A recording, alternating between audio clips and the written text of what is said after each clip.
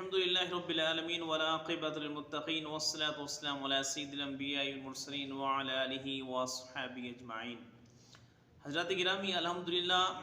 آج ہم حضور سیدنا صدیق اکبر کے خلیفہ اول ہونے کے متعلق جو حدیث قطاس ہے اس پر مختصر سی بحث کرنے لگے ہیں، اور اس حدیث سے ہم یہ ثابت کریں گے کہ حضور سیدنا صدیق اکبر رضی اللہ تعالی عنہ ہی آقا کریم علیہ السلام کے جانشین ہیں اور خلیفہ اول ہیں، اور خلافت آپ کا ہی حق تھا، کیونکہ حضور نبی کریم علیہ السلام کے ساتھ آپ کی جو قربت تھی، آپ کی جو محبت تھی، آپ کی جو ہمراہی تھی، اور دین اسلام کے ساتھ آپ کی قربانیاں، آپ کی خلوص، ان تمام تر چیزوں کو مد نظر رکھتے ہوئے یہ بات بالکل عیاں، واضح اور ثابت ہے کہ خلافت کا حق حضور سیدنا صدیق اکبر کا ہی تھا۔ آئیے ہم آپ کے سامنے حدیث قرطاس بیان کرتے ہیں۔ یہ وہ حدیث ہے جس کے ذریعے جماعت اہل سنت کا عقیدہ بالکل واضح اور عیاں ہو جاتا ہے۔ اس حدیث کی راویہ جو میں حدیث پیش کرنا لگا ہوں، یہ حدیث نمبر 5760 ہے، یعنی 5760، یہ مشکات المصابیح کی کتاب ہے۔ حضرت ام المومنین عائشہ صدیقہ رضی اللہ تعالی عنہا اس کی راویہ ہیں، یعنی حضور سیدنا صدیق اکبر کی جو پیاری صاحبزادی ہیں اور آپ کی اور ہم سب کی ماں ہیں، حضرت ام المومنین عائشہ صدیقہ رضی اللہ تعالی عنہا، وہ اس حدیث کی راویہ ہیں۔ آپ بیان کرتی ہیں حضور سرکار دو عالم صلی اللہ علیہ وسلم نے وفات کے وقت، مرض الموت کے وقت، حضور نبی کریم علیہ السلام نے مجھے کہا، اے عائشہ، تو اور تیرا بھائی ادھر میرے پاس آؤ اور ایک کتاب لے آؤ، یعنی ایک خط لے آؤ، حتی اکتب کتابا، میں تمہیں ایک خط لکھ دوں، ایک کتابچہ لکھ دوں، کچھ یعنی میں لکھنا چاہتا ہوں۔ تو حضرت ام المومنین عائشہ صدیقہ رضی اللہ تعالی عنہا حضور نبی کریم علیہ السلام کی بارگاہ میں وہ خط نہ لے آئیں۔ فَإِنِّي أَخَافُ أَن يَتَمَنَّى مُتَمَنٍّ، حضور نبی کریم علیہ السلام نے ارشاد فرمایا کہ مجھے ڈر ہے کہ کوئی تمنا کرنے والا تمنا کرے گا، یعنی میری تو وفات ہو رہی ہے، میں تو اس دنیا سے جا رہا ہوں، لیکن میرے بعد کوئی تمنا کرنے والا تمنا کرے گا خلافت کا، کہ میں خلیفہ بننا چاہتا ہوں، کہ میں خلیفہ ہوں، میں رسول اللہ صلی اللہ علیہ وسلم کا جانشین ہوں۔ حضور ارشاد فرما رہے ہیں کوئی تمنا کرنے والا تمنا کرے گا، خواہش کرے گا کہ میں خلیفہ بنوں۔ وَيَقُولُ قَائِلٌ أَنَا، یعنی کوئی کہنے والا کہے گا، آنا، میں خلیفہ ہوں، میں رسول اللہ صلی اللہ علیہ وسلم کا جانشین ہوں۔ حالانکہ حضرات گرامی، آپ جانتے ہیں حضور سرکار دو عالم صلی اللہ علیہ وسلم حجۃ الوداع سے پہلے حضور سیدنا صدیق اکبر کو امیر حج حضور نے خود مقرر کیا تھا، اور اس کے ساتھ ساتھ آقا کریم علیہ السلام نے آپ نے آخری ایام میں،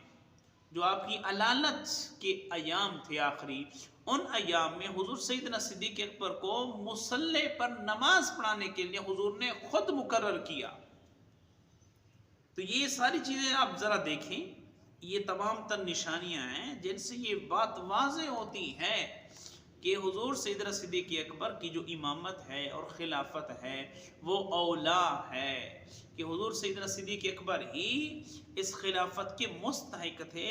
اور آپ کے سر ہی یہ صحرا سجدہ ہے۔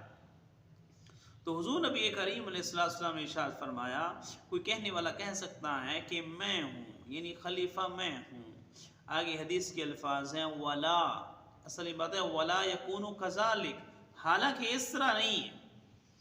حالانکہ حضور سیدنا صدیق اکبر کے ہوتے ہوئے کوئی خلیفہ نہیں بن سکتا، کسی کی مجال ہی نہیں ہے کہ کوئی خلیفہ بنے اور یہ خواہش کا اظہار کرے۔ حضور سیدنا سعد بن عبادہ رضی اللہ تعالیٰ عنہ، انہوں نے کوشش کی تھی کہ میں خلیفہ بنوں، میں خلافت کو سنبھالوں، لیکن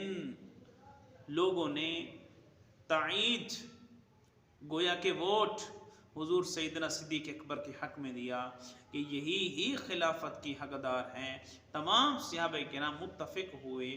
اور حضور سیدنا صدیق اکبر کو خلافت سونپ دی گئی، خلافت کے امور۔ حدیث کے آخری الفاظ ہیں کہ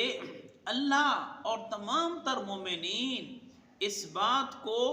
نہیں مانتے، اس بات کا انکار کرتے ہیں سوائے ابو بکر صدیق کے،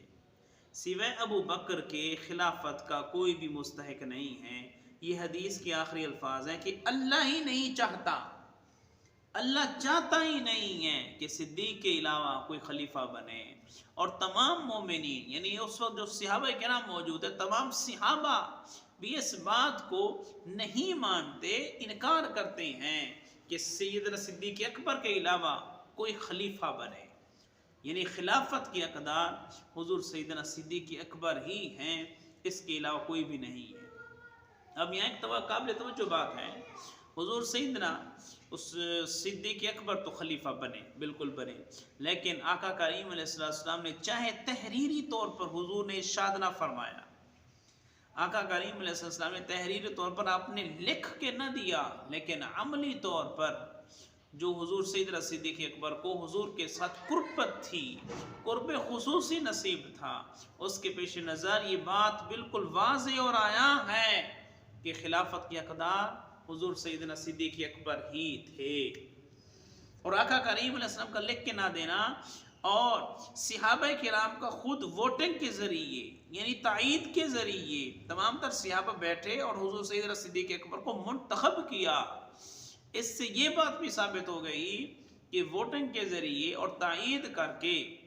کسی کو خلیفہ منتخب کرنا یہ بھی درست ہے، یہ بھی ٹھیک ہے۔ اس وجہ سے آقا کریم علیہ السلام کے تحریر نہ لکھنے میں بھی یہ ایک بہترین وجہ تھی۔ اور دوسرا،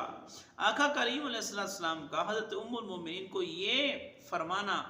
کہ میرے پاس کوئی کتابچہ لے آؤ میں لکھ دوں، کوئی کتاب لے آؤ، کوئی خط لے آؤ میں لکھ دوں، حضور کا یہ فرمانا بھی درست تھا